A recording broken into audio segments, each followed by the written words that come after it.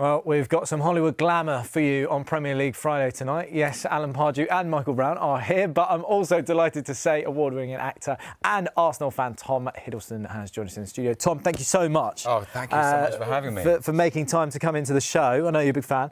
But Tom, how are you, as an Arsenal fan, feeling about the game on Sunday? I'm excited.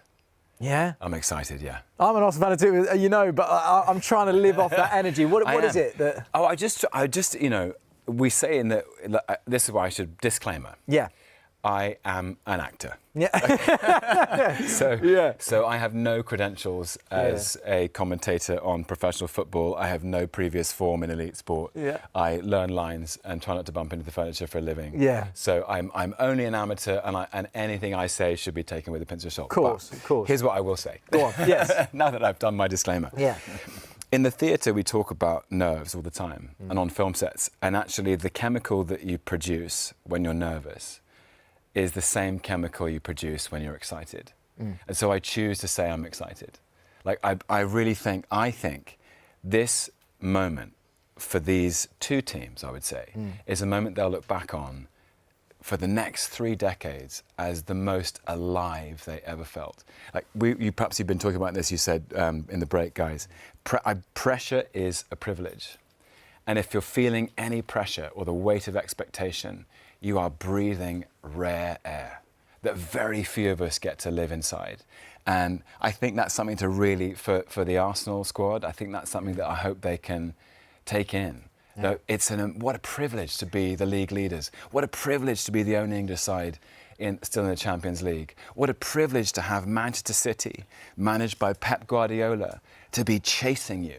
Like, Mikel's going to show this. He's definitely You might be in the dressing room on Sunday. Yeah. Well, I'll await the call from Mikel. We should have put in that managers' competition. We should have done well. But it is, you know, and it's a quotation, actually. You probably know this, and maybe you know this as sports fans. In different sport, but at the Arthur Ashe Stadium in New York, where they play tennis, they play the US Open, the last thing the players see is a plaque of Billie Jean King saying exactly that thing. Pressure is a privilege. And it's something I just hope they can all enjoy it. Like, win, lose or draw. It's an amazing moment this weekend. Yeah. Biggest football match in years. Whenever I've been involved in big games, you usually find there's not a lot of nerves around in the dressing room. There's a lot of determination and kind of thriving on the pressure, because throughout their careers, maybe as actors as well, but footballers are always under pressure. You're under pressure to get out of the academy. You're under pressure to get the first contract. It's part and parcel of how your makeup. Yeah. So you have to use all that experience to be ready for Sunday. I mean, this game in their careers, as Tom quite rightly says, is one of the biggest games of their careers, for sure. So, you know, you need to deliver. I feel like I'm going to be behind the sofa going, I choose to be excited. You should.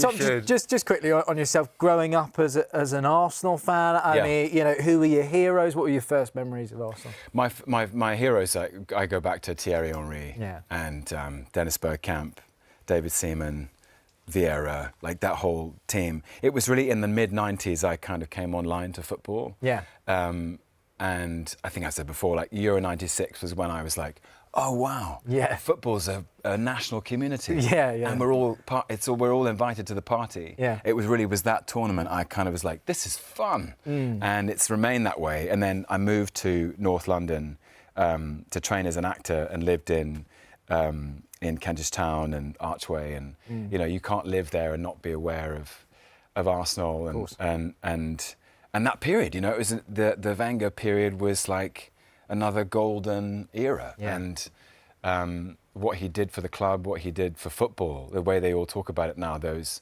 great legends of the game at that time, that he arrived with a new attitude to training, to nutrition, to mentality, to being in a team. But yeah, watching those players, watching Henry, he just used to like dazzle. The way he ran, the way he turned, the way he scored, it was amazing to witness. I saw an interview recently, and Eze was saying that he would watch, you know, videos of the 2006 Arsenal side, or, you know, some of that era that you're talking about.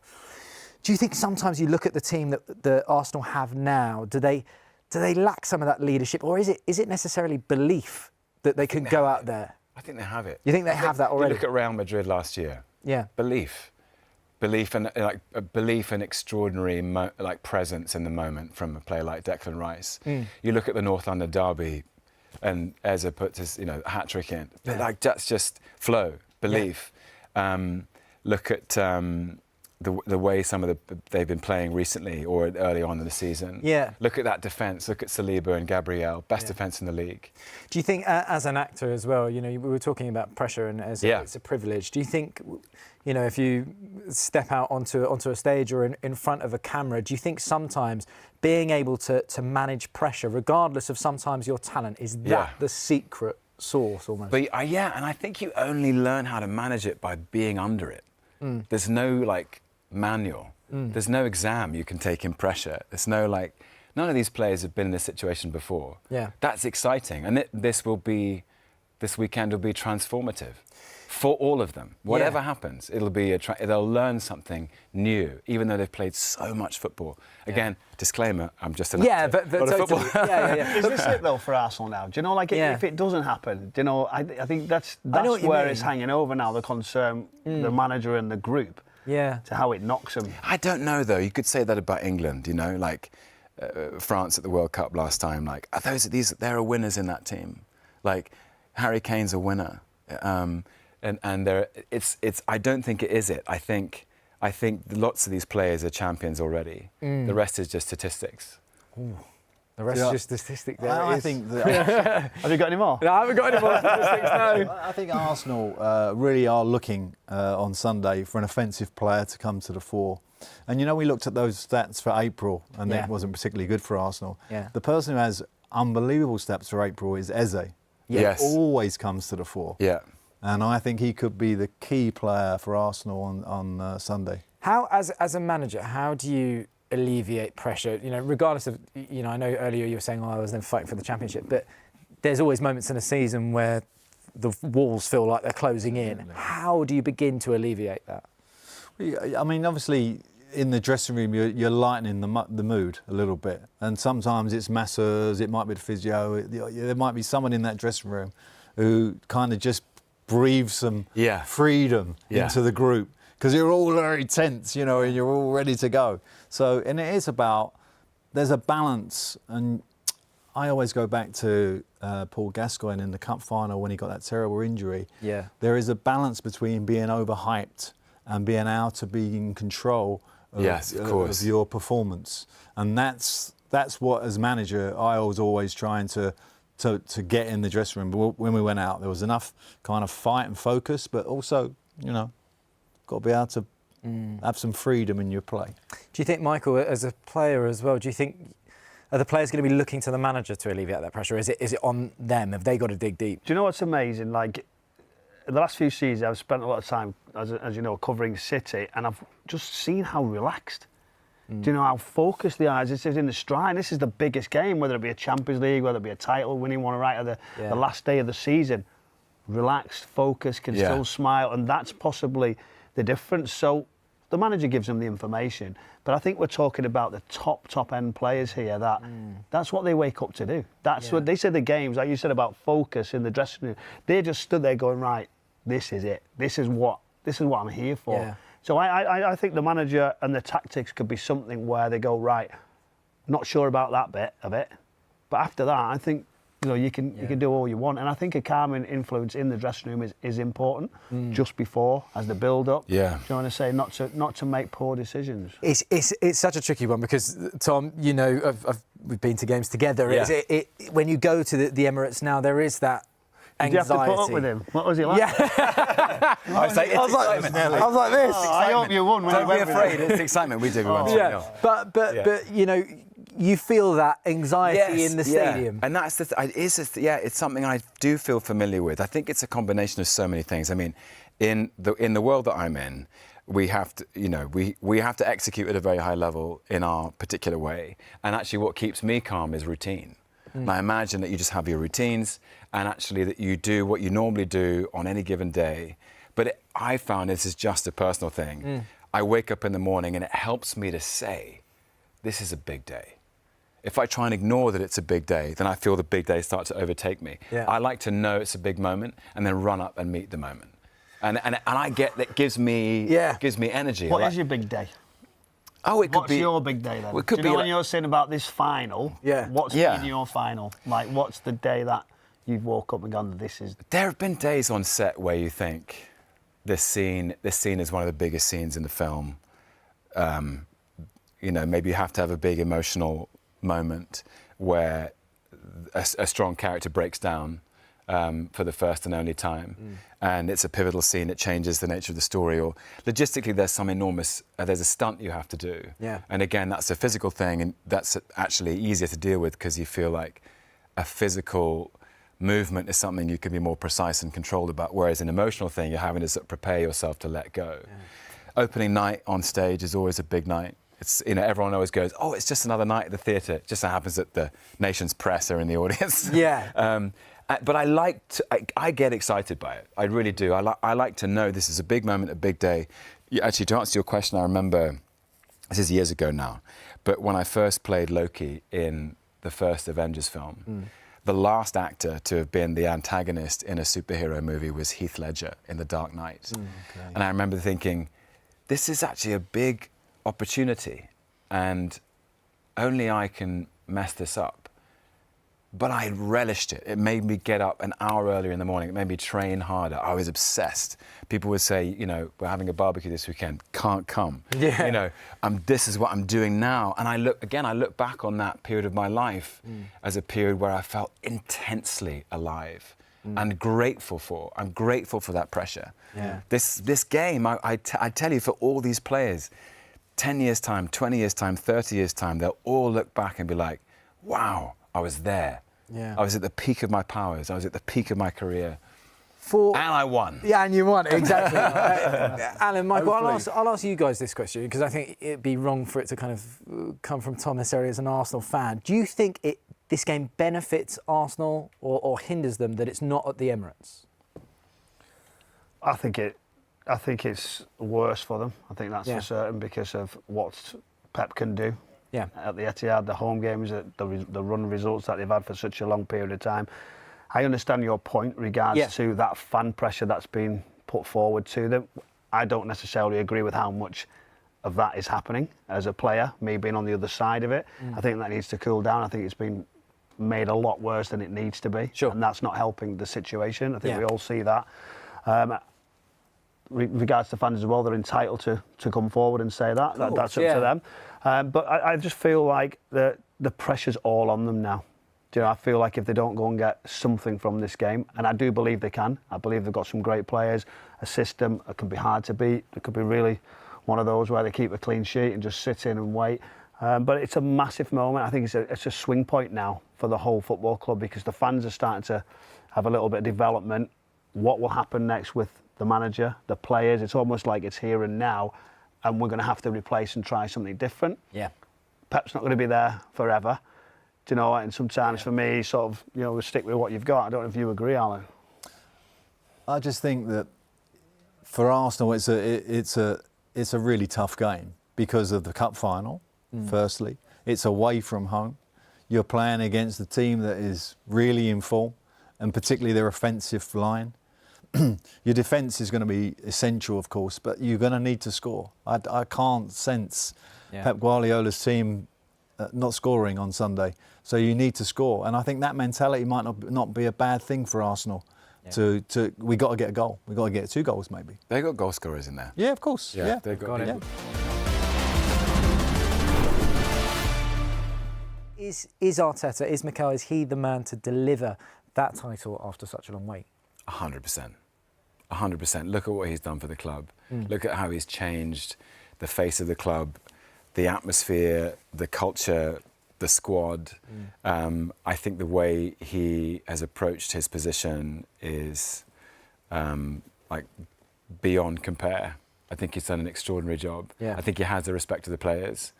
I think he takes the position more seriously than you could imagine. This is his project, and I think it's his to win. Yeah. It was interesting what you were saying earlier on, and you were saying, you know, as an actor stepping out on that opening night to a theatre show, and you see the press there. On the flip side of that, when things don't go right, and you do get that criticism, you know, you're under so much scrutiny. Yeah. How easy is it to block it out? You know. Well, in my head, there's that Roosevelt quote that's suddenly making me think of, like, the credit belongs with the man who is in the arena, the man whose face is marred by dust and sweat and blood. That, you know, if he fails, at least he fails while daring greatly. That his place will never be with those cold and timid souls who know neither victory nor defeat. I didn't know I was going to quote that when I came on the show. That's brilliant, yeah. But I like, if you're on the field, then and if you're risking yourself, and Arteta is risking himself, these players are risking themselves, they're already doing everything they need to do. Yeah. It's much more vulnerable to be in their position than there is to be in ours or in the fans' position. They're brave, they're committed. I couldn't touch the gift, skill, and grace of these players. As he says, they are exactly where they need to be. What a gift, what an honour to be number one. Yeah. To be the last team in the Champions League and to be leading the Premier League. Yeah. After I think people forget as well, how desperate is he? Yeah. To do how hard has he worked to get to this position? It's almost this thinking, well, it's just for Arsenal Football Club. Do you know, for his personal, for his personal goals, how much it means to him? He'd be desperate to get over the line. From when he started off his coaching career. Yeah, of course. Enjoying Pep, he was there every single night, late, studying, getting better. Yeah. And he came, there'll be no one more than him searching, will they? It has been an incredible, Arsenal career that he's had thus far. I mean, Alan, I guess it's a question for you as well. Do you try as a manager, if you've got this happening where there is this criticism and you can feel it encroaching into the squad a little bit, how tough is the decision to kind of, A, block it out, or B, let it in and let it light that fire? We saw Mikel this week saying, I'm on fire. That was his thing. I thought about 3 weeks ago he made a conscious decision to sort of take the pressure off the team. He was almost sort of, we were going to be okay, we're in the Champions League, it was all a bit gay and, everything's happy.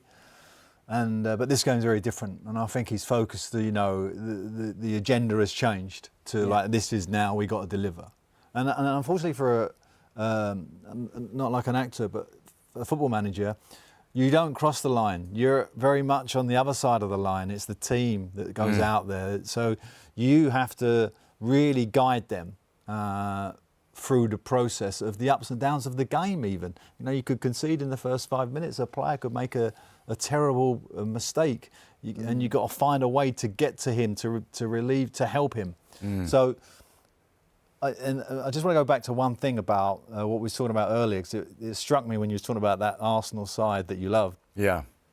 I played with Ian Wright. I had the pleasure of playing with Ian Wright. And Ian, in the dressing room, was a great reliever of pressure.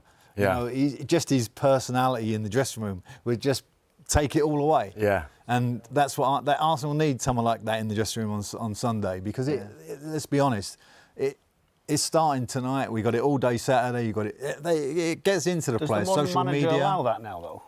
In what respect? Like allow that sort of fun in the dressing room, that play. Do you know? Like I feel like it's very serious. It's more intense. No, it isn't. No, I don't think it is. I think it's more analytical, but like all kind of.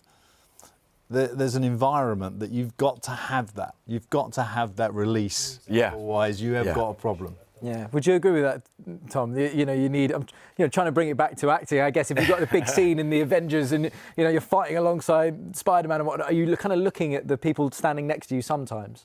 Oh, absolutely. To relieve it? Yeah. Somebody will say something funny, or an accident will happen, and make everybody laugh, and it just relieves. It suddenly relieves the pressure.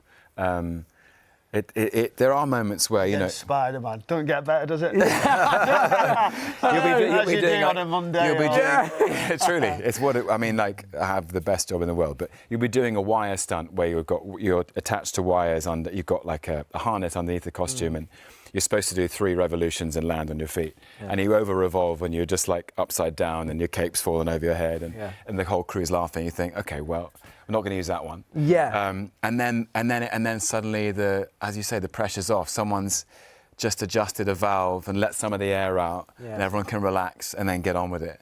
But they'll know. There'll be a dynamics. I don't know who it is. I mean, and perhaps it's a secret that's best kept and that is never revealed to us. But there'll be people in that dressing room who'll be. That's why we're not conscious of who that player is, because it could be Saka, for example, who does that, but he's injured. So. For me, sometimes, if I had a very important player in the dressing room and he was injured, I'd still take him. And just get him, plant him in there. And just let him do his thing. Because it's so important. Tom, whilst you're here, as an Arsenal fan, I know we're obviously going to have to let you go in a second, on Tottenham Hotspur, what have you made of... Well, no, I mean, Tom, it's hard, but as an Arsenal fan, what have you made of seeing their season? And, what have been your thoughts? Obviously, it's very difficult for them, for the team, for the club, for the fans, and it's such a historic club in the Premier League. They'll be feeling it a bit, and if there's a different kind of pressure that club will be feeling over the next 5 or 6 weeks. They're in a fight, so as someone who's not involved professionally at all in the sport, I like, For Spurs fans, it's like, that's rough. As an Arsenal fan, the season's different without a North London derby. So it's true. It's for Spurs fans, look, I hope the club can turn it around. That's my feeling about it. I get you. But I'm like, it is one of those, because you lose, if they go down, you lose a rivalry that as an Arsenal fan, you're desperate for them to stay up, aren't you? Doing really well. Listen, as I've said, as an Arsenal fan, we get wins against Tottenham, so I wouldn't mind them being here next season. That's what I would say. But listen, Tom, thank you so much for coming on to the show today. I know you're very busy. A great pleasure. No, great pleasure to be here. Thank you. Really, really appreciate it.